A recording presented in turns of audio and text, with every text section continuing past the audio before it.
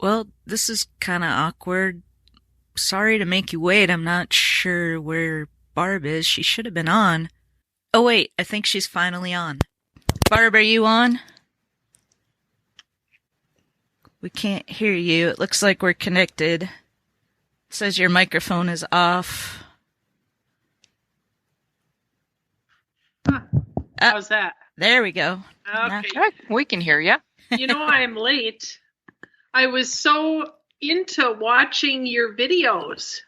I was mesmerized. Oh my gosh. She's talented, isn't she? I mean, the heck with TV. I'm just going to put my headphones on and listen to those videos. Those videos are incredible. Welcome to the Woman Angler and Adventurer podcast, inspiring real women with a passion for fishing and the outdoors to go get their adventure on. Now, here's your host, Angie Scott and Barb Carey. Welcome to the special Christmas Eve edition of the Woman Angler and Adventurer podcast. We hope everyone is ready for Christmas because guess what? It is here. Today we're featuring professional outdoor photographer Jessica Haydahl. We all love to show off our outdoor adventures on social media, and if you don't, you ought to be. The more images of women like you getting out there and having great experiences in the outdoors inspires others to try and do the same. Like we say, if she can do it, I can do it. Jessica's got a ton of great information to share with you on how you can take your content to the next level. She's also given us a list of her top 7 must-have iPhone apps that will help make your content look more professional, fast, and easy. We're passing that along to you as a free resource. All you have to do to access it is go to podcast.thewomanangler.com/iPhone. Also, a quick reminder, if you haven't signed up for our free Insider Weekly yet, you're missing out on some great content. This week we have another giveaway. You could win a free pair of Costa sunglasses of your choosing. Both Barb and I are really passionate about their Kick Plastic campaign, and we're asking you to join us and pledge to give up single-use plastics in 2020. As guides and charter captains, we're banning them from our boats as well. This is really important and not hard to do. By using reusable water bottles, we can start making a positive impact.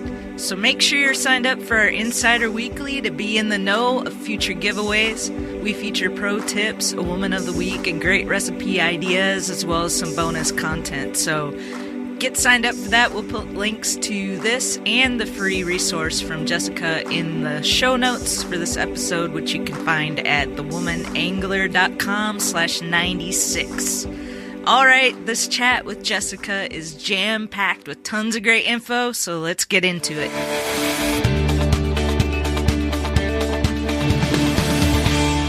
Jessica Haydahl, photographer, fishing industry, videographer, all the things.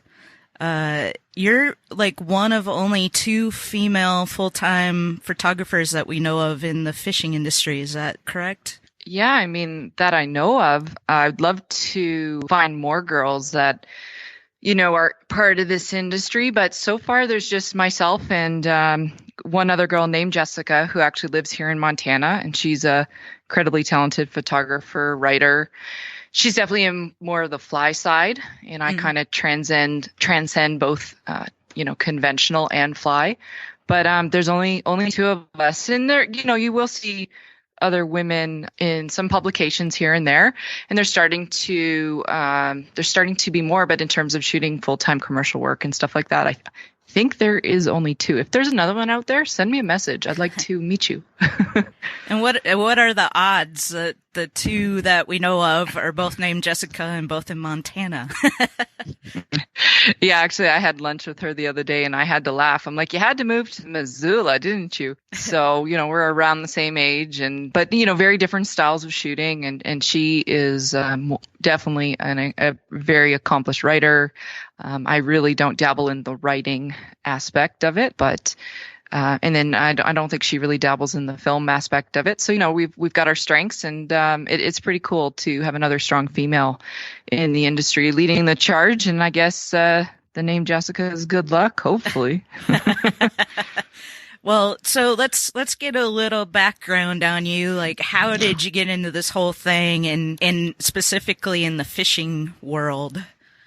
Well, just to backtrack, I did go to university to play Division I women's ice hockey, and I got a scholarship out of Canada. I'm Canadian, and headed to Detroit to go play Div 1 hockey. And sports and athletics were my life, like my entire life, for close to like 19 years. That's all I did. And photography was just kind of something I did for fun. My mother, she's kind of an artist, and she always had some cameras around. And so I would always mess around with them. But she always told me that she didn't want to pay for my development of my film anymore unless I took some courses in photography. So when I did get to high school, I started to take some darkroom courses. I am of the era of film. I am technically a millennial by I think 1 year, which was quite upsetting when I first learned about that. I thought I had just bypassed that generation, but no, I guess I am. But I shot film, and I used her 1976 Minolta camera, and so I went off to college, and I dragged along my photography equipment with me. As a good lesson for kids, they should always go to the school that they want to pursue their education. But for athletes, we tend to look past what programs schools have because we're focused more on the main goal, which was athletics. So I actually went to a school that didn't have the program I wanted, and it all worked out in the end. But in hindsight, it would have been great to major in, say, something like photojournalism. But they didn't offer that. So I took tons of photography courses in school and in university. It wasn't my major. I got yelled at by my guidance counselor to stop taking photography courses. But yeah, I finished university. I graduated in 4 years, and my mom found me a school back in Vancouver. She was wanting me to not stay in Detroit. And I headed back to Vancouver, Canada, and I did a 2-year professional photo imaging diploma. And that kind of launched my career. I had an internship with the Vancouver Canucks, which actually led to fishing. Sorry, it's a long way around, but that's what led to me being in the fishing industry. Is NHL players like to fish a lot of the time. And they were doing a big charity event for a northern British Columbia salmon lodge. And I was assisting for the Vancouver Canucks through my college as a photographer. I got a call asking if I wanted to go photograph whales and eagles and salmon and run around in boats. And I was like, yeah. Anyways, I got sent up there, and that was over 13 years ago or so that I started shooting salmon specifically at that point. But I am specialized now, I would say, in the fishing industry, but I'm a photographer through and through. So that means you have to shoot a lot of various things in your career to get to where you want to be. Your talent is, certain amount of that has to be natural talent. I think that, I've been looking at your work, and I actually was late to my own podcast here because I was just so ingrained in your videos that were just amazing. And you just have an eye for stuff that, training, is great, and education is great. But I think in addition to that, you have a special gift, definitely. I appreciate that. And I think, I do think like what I try to tell people who are really excited about photography is that I do think you can train your eye. I do think that, lots of people are born with, just kind of seeing things differently. And I kind of think that I see things sometimes differently. It's almost a curse where, we'll be out on a hike, and I'm like, look at the way the light is touching the side of that mountain. And my husband will just kind of turn and be like, what? But I do think that there are so many things that you can do, especially with education in photography. I think that we're at a time now, I think it's kind of dangerous. A lot of people just preach like, you don't need to go to school. You can watch YouTube and figure it all out, which is great. But there's an amazing foundation that I got from going to photography school. And the main thing I would take out of it was the practicums and internships I got out of it, because it launched my career.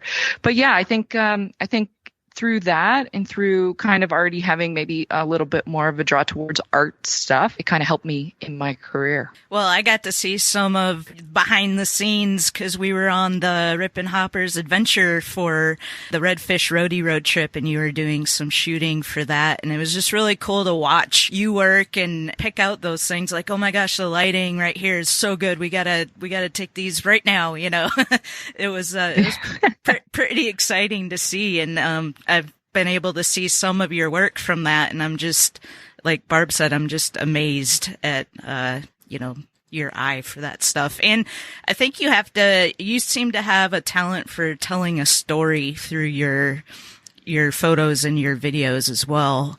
So you may not be a writer, but I think you're still very much a storyteller through your work. I appreciate that. And I think, that is one thing that I think I lead with is I do my best to document a story photographically. And I attribute a lot of that also to starting when I first started off as a photographer. If you want to make any money, you really do have to take a lot of different types of jobs and work. And so when I first started off, I started shooting weddings and things like that. And what a better, nothing is better to train you for commercial work or work in the industry than tackling weddings. Some people hate it. I didn't hate it. It was a lot of work, but you sure make a lot of money shooting weddings too. So that was definitely a draw. But you have to be in one night a portrait photographer, a food photographer, a landscape photographer, an interior photographer, a fashion photographer. So you have to be so many different types of, or you have to, have that eye for so many different types of photography and document it while it's going on. So that's where that photojournalistic kind of style that I lead with comes from. I do think that there are many times where I go off on a photo project and I think my images can be stronger as a grouping. You always hope for a couple very strong images that can stand alone.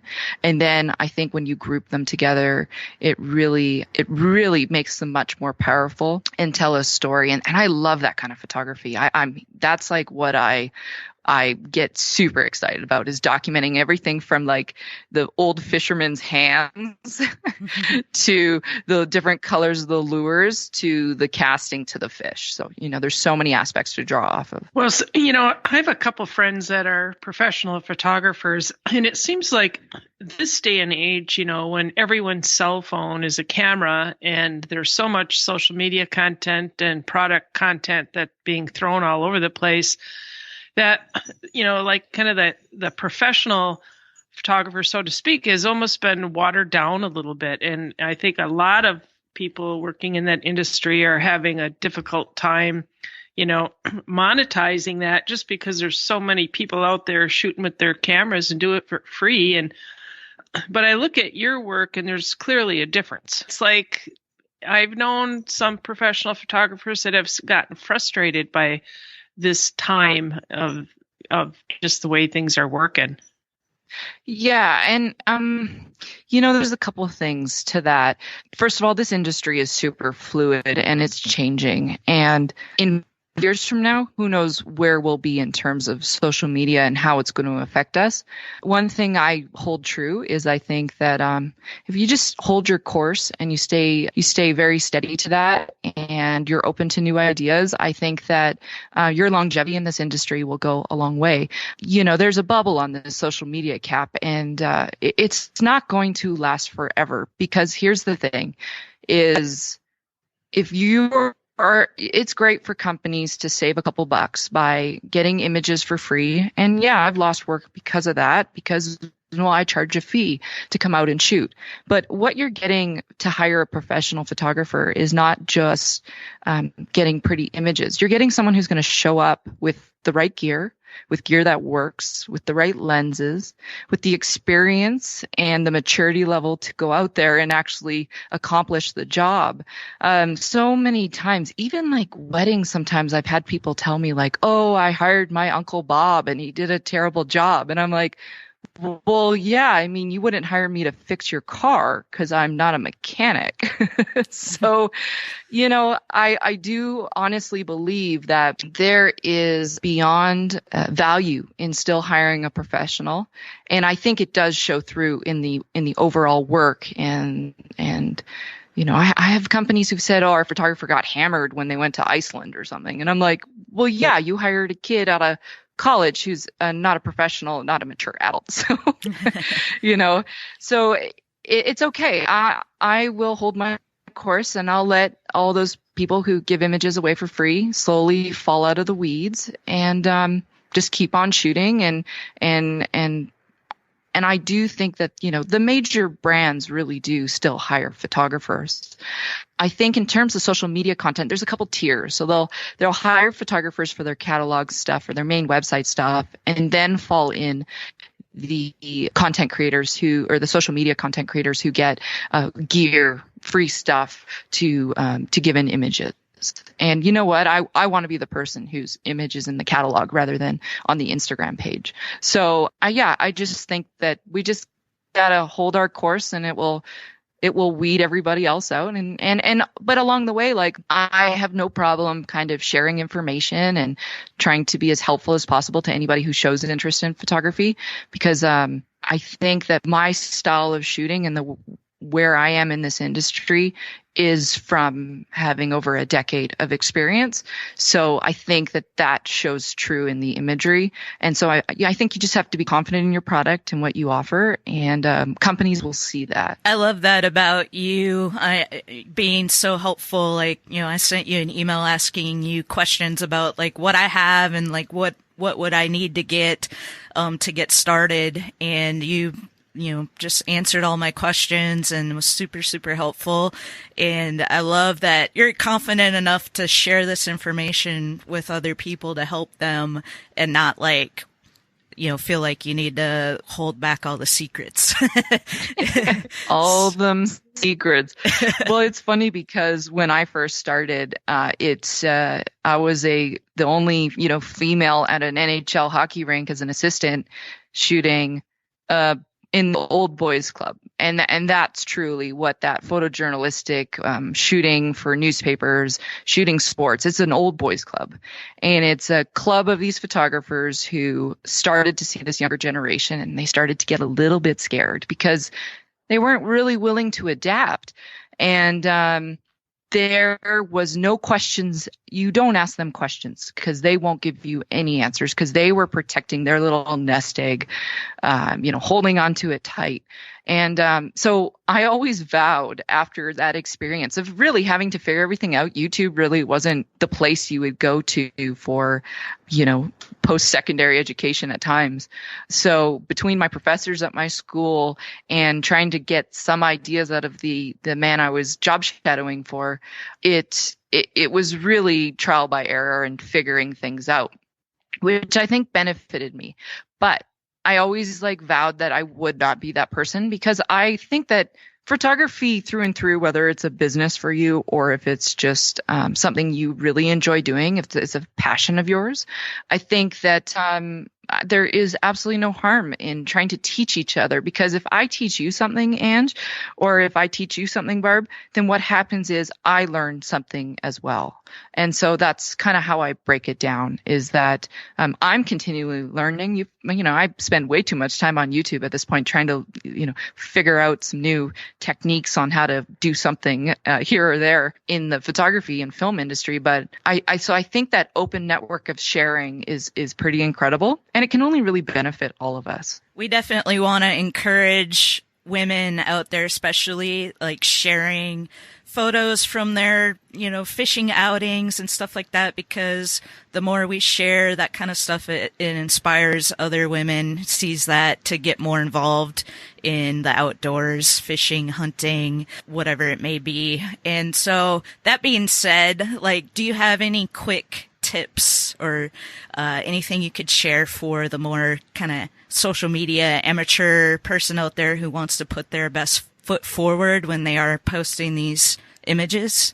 Yeah. So if we kept it like specific to fishing photography, the first thing, and I think one of the most important things, is if you're shooting with an iPhone, a GoPro, or a camera, know how to work your camera, GoPro, or iPhone very well before you ask somebody to dangle a fish out of the water, because that's just not fair to the fish. So in terms of capturing moments and being more fluid and being able to get that fish out of the water for a quick pick, or if you have an underwater casing for your iPhone or the GoPro itself, you can dunk it down. But if you're the person that's standing there struggling with all your buttons, you've missed the moment and potentially could harm the fish if it needs to be released. So that is the biggest thing I always, if I've gone back to my old school to lecture, that's the one thing I bring up is know your camera inside and out so you're not struggling to figure out how to use it.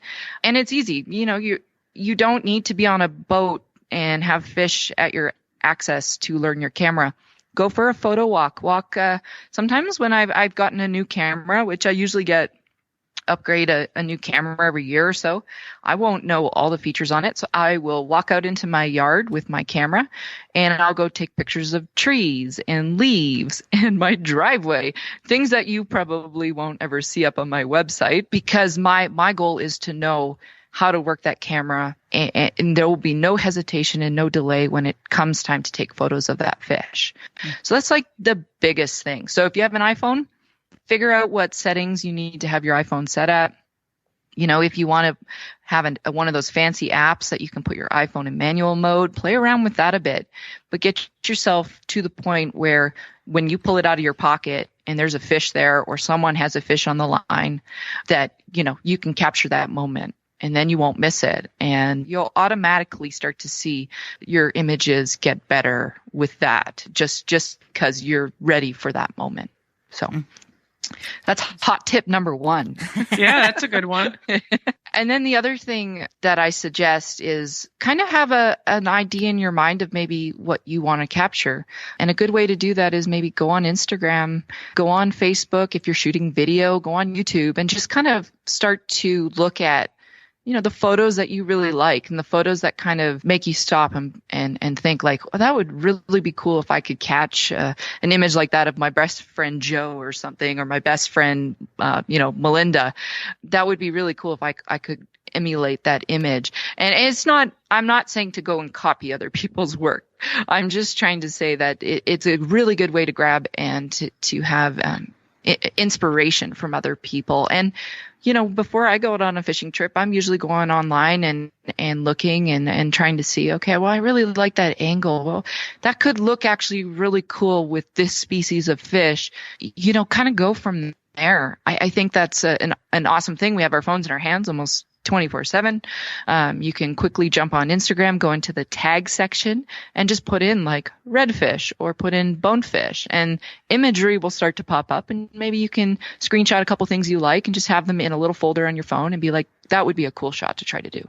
Well, and I think if people went to your website, there's some prime examples of some really quality work that they could take a look at. I'm just mesmerized by some of the stuff I see on there. And that's would be a good resource, I think. You did a little video of a dog walk and made that into like some, art thing that was amazing. It was like you could enter that into a film festival or something. Well, the film aspect of my of where I am, I would call myself an amateur filmmaker, because I'm not a professional filmmaker. I'm a professional photographer, but it's like I said earlier, if I do not adapt to the industry, then I will get left behind. I don't want to be a dinosaur. So I have been teaching myself over the last couple years how to shoot more, film, video, whether it's going to end up on, say, YouTube or social media, or I've done some work for some companies for their in-store installations kind of thing. But it's definitely it's been a massive learning curve. But now I'm at the point where the cameras that we're purchasing can do so much. And so the new word is hybrid shooter, which I think is hilarious. But so that's a lot of my YouTube stuff. I'm just practicing. I am practicing because that's what's going to get me there in the end. And that's what I always, preach to everybody out there. If you want to get better, you need to put in the work and shoot as much as you can. So we've done some podcast episodes that are also video episodes, and it is insane how much work goes into that, because you're out there collecting all this footage and photos and audio and all this stuff, and then you've got this whole pile of stuff that you've collected, and then you got to look at it and sort through it and figure out how to put it all together. Even though I've kind of tried to do it, like people that do it all the time, it blows my mind how you must have to have a process that you go through to like organize your content and figure out how you're going to put it all together in a final product. Yeah, I mean, and I'm still working through that, trying to figure out the best way. I mean, this Redfish Roadie trip, I shot a ton of video because the end goal of not just shooting imagery was to also have enough video footage to put together kind of a story of the section of the trip that I was on. So for me, soon as I threw that I use Final Cut Pro to edit, just because I think my brain works better when I look at it. I'm very visual. I'm a visual learner. I'm dyslexic, actually. So for me, Final Cut Pro is very intuitive, and it makes sense to me. So, looking at the amount of footage we got, there's a lot. And then trying to use the audio that you were part of that interview there, Ange, in the end, trying to use that audio to piece together a story of them talking about, their adventures and travel and whatnot. So, you always get back to the editing floor too, and realize that you wish you had shot a little bit more of this and a little bit more of that. And that, I've been sending you emails being like, send me anything you have. And so, I'll shoot shoot more than you think you need. That's a good little tip there for when you shoot video. For those who are looking at kind of shooting video with their iPhones or GoPros and then messing around with that footage to kind of come up with some cool stuff for social media, look at your different settings on your iPhone. And I know I took your iPhone and I set your iPhone into 1080p at 60 frames a second because I knew you were going to be out on a boat that day that was going to be bouncing around. So I thought, well, I would rather take 1080p, especially if it's going to end up like on a YouTube platform or social media platform, and be able to slow that video footage down to 60 frames a second to make it look a little bit more cinematic. So, there's little things you can kind of try to do. Also, I know I had made that little drone video on my iPhone. There's some cool video editing apps, and I can supply you with some of the names of them, Ange. Yeah. And so it's just like little things like that. You maybe take a whole bunch of clips, 5-second clips of you, throwing your bag down on the floor, putting your fishing gear in it, opening the door, getting to the boat, jumping on the boat, like 5-second clips of that, cut it all together on your iPhone, post it on social media. You've got a pretty cool little story there. So, there's so much you can do. You don't need to have thousands upon thousands of dollars of gear to do it. Well, you're doing something really cool that's coming up, and I think when you told us about the idea, you were kind of like, I don't know if that many people will be interested in it. And when I heard it, I was like, oh, this is going to be insane. Because for people that want to take what they're doing to the next level, or they have a real interest in it, you're doing something called a Female Outdoor Content Creator Workshop. And I haven't heard of any other things like this, similar. Tell everybody a little bit about this, because it's such a cool idea. Yeah. So being, one of the only females in this very male-dominated industry, especially the conventional tackle offshore saltwater world, the bass world, when I shoot at the Bassmaster Classics, I'm the only girl around. I just want to try to create a platform or create a space where maybe some more girls that who are interested in photography, who love the outdoors, who maybe love to go fishing, who maybe love to go hiking or hunting or whatever they love to do. Maybe it gives them an opportunity to learn a little bit more and be a part of something that they wouldn't normally maybe go and do. So I was driving home from Vancouver, which is like a 14-hour drive back to where I live in Montana. And I was just thinking and listening to podcasts. And one of the guys on the podcast, I listened to a Chase Jarvis podcast out of Seattle, and he's an incredible photographer. And he said something to the effect of, if you want to YouTube or be a YouTuber or blogger or podcast or website developer, then just do it. Why aren't you doing it? And so I was like, yeah, like, why am I sitting on this thought that maybe there's more women and I can try to get them more involved? And I'm just sitting on it, thinking about it for years rather than actually doing something. So that is what I'm attempting to do. So when I first launched the thought to you, actually, so one of my best friends is Captain Mo Newman out of Journey South Outfitters in Venice, Louisiana. Mo and her husband Eric are incredible people in the industry. They have a really amazing outfitter business down there in Louisiana. Most people have probably heard of them because Mo is just like a general badass. And so I was talking, and they're always trying to do something with me. I go down and shoot a lot for them, to shoot my stock imagery for magazines and such. And so I threw this idea out of a workshop, and she said, how about you bring them here? And I thought, well, that's a great idea. But when I approached it with you, I was just like, I know there's females out there who are interested in the outdoor industry and content creating wise, but I'm like, I just don't know if I have enough reach to get to them. Mm-hmm. And would they then be interested to do something like this? So yeah, so we came up with the initial idea to do it's a 2-day on the water workshop, 3 days, full inclusive with Journey South Outfitters. At night, we're going to do some specific lectures. We'll go over, file management, how to back up your images, everything to that Lightroom. We'll talk about, Final Cut Pro or whatever questions everybody has. And whether you're a professional photographer or you're a content creator or you just want to have better pictures, I'm going to try to cover all those bases. And so we'll be out there documenting the trip for 2 days, and then we'll be talking about all the footage we get, all the good stuff we get. So I launched it actually the night after you guys dropped me back off in Tampa. I actually almost forgot to launch it. Mo sent me a message. She goes, it's the 29th today. So I launched the video, and less than 24 hours, the first trip was booked. And I do appreciate, I've got you coming, and I've got Heather Hudson from, Redfish Roadie there from United Women on the Fly. But then the cool thing was just more people kept coming forward wanting to be a part of this. So I have now booked up three trips, of four females right now. So I'm super excited to do this. Now, along with this, I'm trying to launch, I made an Instagram handle for Female Outdoor Creative Collective.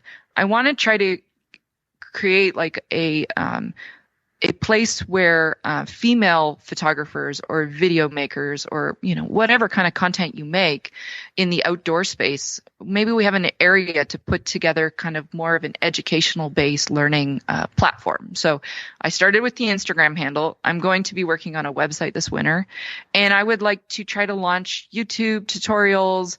I don't want to be a YouTuber here, but I just think it's a great way to reach people and try to create more content for learning. And I've approached some other female photographers that I know to see if I need help on this. I can't do this all by myself. I've recognized that already. So I think it would be really, really neat to be able to try to launch a platform that we can try to get more women out there who have this passion, who want to become better photographers or filmmakers, but, just haven't really figured out a way to do it. So long story short, that is what is happening. And I'm really excited because I did not expect the amount of people that were, emailing me back. I had no clue there was that many people that would be interested in this. So it just goes to show that there obviously is a need for it. And that just, I think, solidifies the fact that I really need to get this done. And I want want to help people and be a part of it. And I do love to teach. So hopefully that can lead to more workshops here in the future. Don't worry, guys. I'm not going to like disclude all the men forever. I just thought it would be good to start with something that's a little bit more specific. I've been to many workshops throughout my career, and there's generally no women at them. So I just thought, well, is it that they are feeling excluded? Is it that they are feeling intimidated? I don't know. So I thought, why not just launch one that is more female based? We have Mo, so our female captain plus crewmate will be taking us out down at Journey South Outfitters. Eric will be cooking for us because he's an incredible chef. So he'll be there as well. But yeah, I'm hoping to just create something that isn't out there yet in this industry. And that's why it was awesome to meet you too. Like I didn't know I listen to podcasts all the time. I didn't know of you guys. And now I listened to like 4 yesterday while I was editing. Awesome. So just like rolling through them.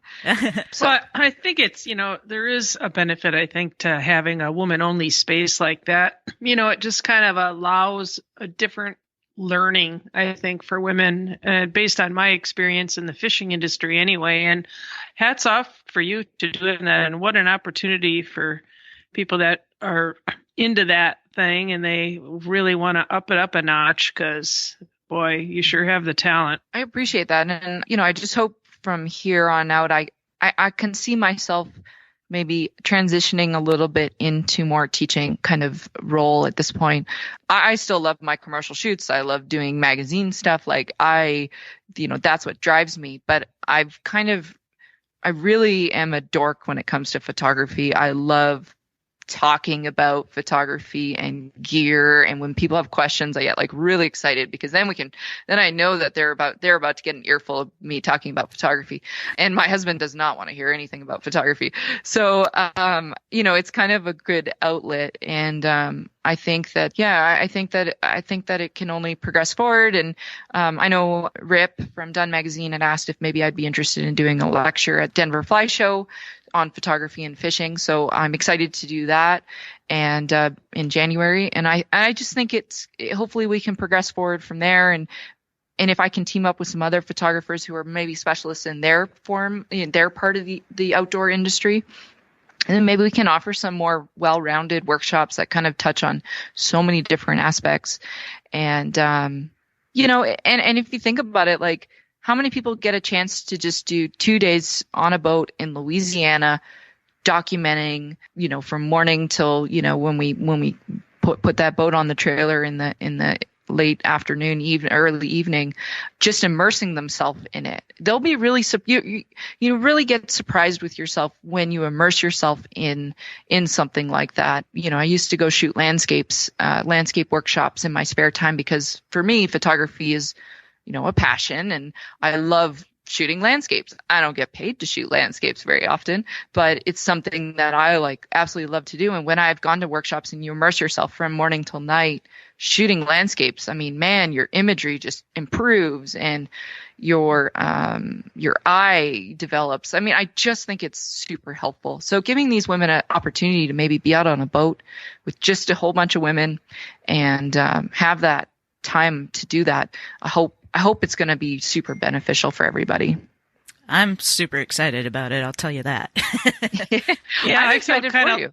I feel left out. Well, I do have a wait list. I know when I talked to you a couple days ago, Ange, I was like, I got one spot left. Well, I think I might have filled it, but it's not going to be the only one, hopefully, with Journey South, or the only one I do. I think it could be something that, if people have ideas of great places or things that they want to learn, send me a message. And, I hope to develop a couple more different types of workshops, and I'm keeping it small just because, we are on a boat, and, so it's 4 women per workshop, but with the 3 workshops in a row, it should be pretty exciting. So, yeah, I'll be sending you a questionnaire pretty soon. But cool. Barb, I'll keep you on my list. Well, I have the problem that when I'm on a boat and there's fishing, I don't really care about the camera. I'm more about the fishing. And I always forget to pick the camera up because I'm so focused on the fishing. So that's kind of my drawback for my photography, but yeah, fair enough. Thankfully there's a lot of people that I hang out with that have that passion and can take that role on. I just think it overwhelms me when I'm the captain and I'm taking people out fishing, having the thought of having to deal with, documenting this through video photography just puts me over the edge. Yeah. Well, it's funny because I never thought in my wildest years I would spend, a decade photographing people fish. I never thought I would spend that much time watching you guys, watching everybody fish. I had to apologize I went to Christmas Island in April of 2019 with a group of 7 women. And that's what actually I shot my short film on, that's submitted to the IF4 and the F3T right now. And so I walked behind them for 6 days. I took 1 day to fly fish because I love fly fishing. But for 6 days, I walked behind these ladies on the flats in Christmas Island. And I had to apologize after because, I get super excited for them. And I'm a really great backseat driver sometimes when I'm back there. I'm not bossing them around, but I can see what the guides are seeing. So if they're pointing to a fish, because I don't have that rod in my hand, I can see, and the whole time in my mind, I'm like, can't you see that bonefish right there? It's right there. And so, I had to apologize to them, tell them I was, sorry for being a little bit too focused and didn't mean to add any extra pressure to anybody on that trip. But I think the girls had an incredible time. I hope it comes through in the short film that I created. In terms of showing their experience and how difficult it was at times. But, I find that when I'm out conventional or shooting conventional fishing, so I started at the main part of my career, actually, was shooting marlin fishing down in Panama. So billfish, big game stuff offshore. And I actually, I wasn't jealous of anybody grabbing the rod. I'm totally excited to have the camera in my hand at all times to document that. I have reeled in a marlin before and a nice release on it. And for me, it was cool. But when people hook onto tunas, they get super excited. But I'm like, I don't want to reel in that sea anchor. So for me, documenting that is awesome. And I never once had a feeling of envy until I fell in love with fly fishing. I moved to Montana and I picked up a fly rod and I fell in love with fly fishing. And it's hard for me sometimes when we're out on the flats or, watching these ladies cast. And sometimes I'm like, oh man, I just want the rod in my hand. But, documenting it is kind of just as exciting for me. And capturing that image that I know might go somewhere, that's even more exciting. When I'm walk out of a shoot and I'm like, I know that could be a cover. It's just going to take some time, but someone's going to put that on a cover. I know it. That's what I get super excited about. So, well, we sure appreciate coming on the show and, giving us some tips and hearing your story. And we're really excited about all the things you got going on. And so definitely going to put a link to your website, which is jessicahaydahlphotography.com. We'll put a link to that in our show notes. If you have anything that you want to learn or questions about gear, just send me a message on that Female Outdoor Creative Collective Instagram feed, or you can send it to me on my Instagram. Instagram's the quickest way to reach me. Unfortunately, I do have the phone in my hand at all times. I admit to it. But yeah, just send me messages because I want to know what people are wanting to learn. And then from there, I can kind of start to hopefully direct some content out there that answers those questions or touches on those questions. And, my goal is to get other female photographers involved where maybe they can then answer some of those questions and we can kind of create a community where we're teaching each other and, maybe some podcasts. If I get enough questions, maybe we could do a podcast and answer your viewers' questions on camera specific stuff and really dive deep. I'll get you guys all photo geeks soon. I know it. I'm going to wear everybody down.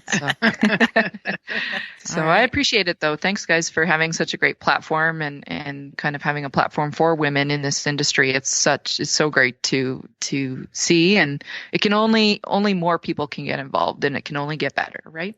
Exactly. Yeah, we're better together. That's what we say. Yeah. I say what's better for you is better for me. What's better for me is better for you. So it's tough. It's tough to see someone be super successful sometimes. And you're kind of like, why am I not there? But you have to just keep saying that to yourself. If they do really well in this industry, I'm going to do better in this industry. Like, it's only going to help me more. So it sounds really like amazing and progressive, and I'm not always there. And sometimes I'm green with envy, but I just have to keep repeating that to myself and be like, no, I know that by this person doing well, it can only help my career, and vice versa. Yep. And I think too, like, you know, like me looking at your work and then looking at what I do, and I don't consider myself a photographer by any stretch of the imagination, but to see the quality, I mean, that's just the kind of thing that helps you improve. I listen to other podcasts and get ideas, and you want to always be improving, and having that kind of competition, I guess you could call it, to look at. It only strives you to work harder and to be better. So I think that that's so true. And it's hard to live by sometimes, but you just have to keep remembering. And that's one of the problems with social media is everybody just puts out their best stuff. So it kind of makes you feel less than at times. And you're always just looking at everybody's amazing adventures and trips, and you're not ever looking at their bad moments or their off moments. So you got to always keep that grain of salt there. You got to keep that in the back of your mind. And then, just attempt to learn off of other people, and just know that if you're open to it and you're open to learning and new ideas and just improving your craft, you can only get better. I honestly think the best investment is in yourself, for business wise or education wise. Like, there's no better investment than investing in yourself. So whether that's courses, online, taking your time to watch YouTube, or taking your time to have conversations with people where you can learn more about, content or whatever. You cannot go wrong with that. So just something to always keep in mind, but still enjoy yourself and have fun. Try to throw that at the end. Yeah. Oh, man. Well, awesome. Well, thank you so much again for being on, and hopefully we'll be able to have you back on down the road and get a little more in depth. I think that would be really great. Well, I look forward to it. Thanks, ladies. I appreciate it. And I'm going to hang up, and I'm going to go back to your website and finish watching some of those videos.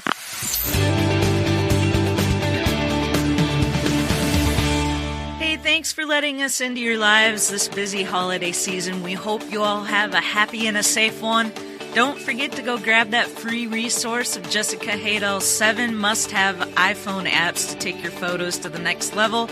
That's at podcast.thewomanangler.com/iPhone, or just click the link in the show notes below. Then go share your passion for the outdoors with the world.